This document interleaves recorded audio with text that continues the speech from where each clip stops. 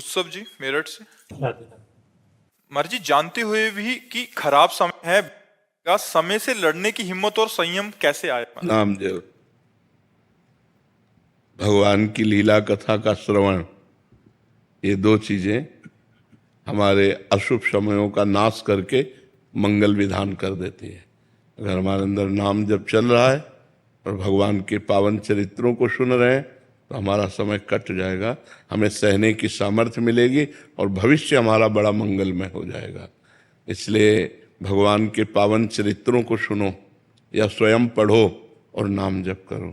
इससे हमारा जो भी विपत्ति है, हरि स्मृति सर्व विपद विमोक्षणम, भगवान का स्मरण समस्त विपत्तियों से बचा लेता है या समस्त विपत्तियों के सहने की सामर्थ्य देता है। दो बात होगी, या विपत्ति ही नष्ट हो जाएगी या विपत्ति के सहने की सामर्थ्य होगी।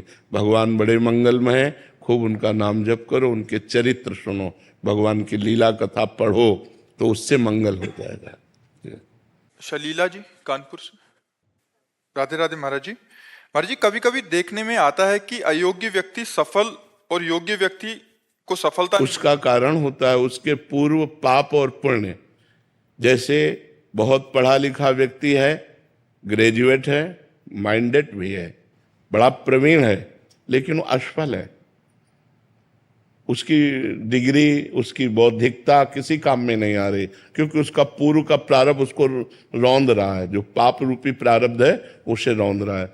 देखने में आता ना ज्यादा माइंडेड है, ना ज्यादा ग्रेजुएट है, और सफलता ही उसको हाथ लगती चली जा रही। उसका कारण पूर्व का उसके पुण्य है, उसका पुण्य प्रताप है, वो उसको भोगा रहा है, अच्छा सफलता प्राप्त करा रहा है।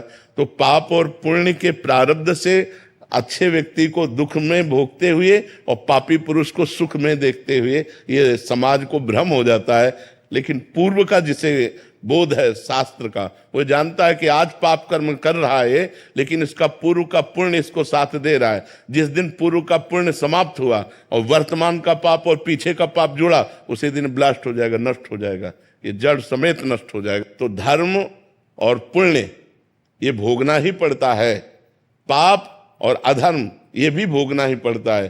तो इसका धर्म और पुण्य का फल है सुख, शांति, आनंद। पाप का, अधर्म का फल है दुख, अशांति, नाना प्रकार की चिंता, शोक। इसलिए हम धर्म से चले, हम पुण्य कार्य करें, भगवत कार्य करें, जिससे हमें शांति, आनंद और सुख प्राप्त हो सके।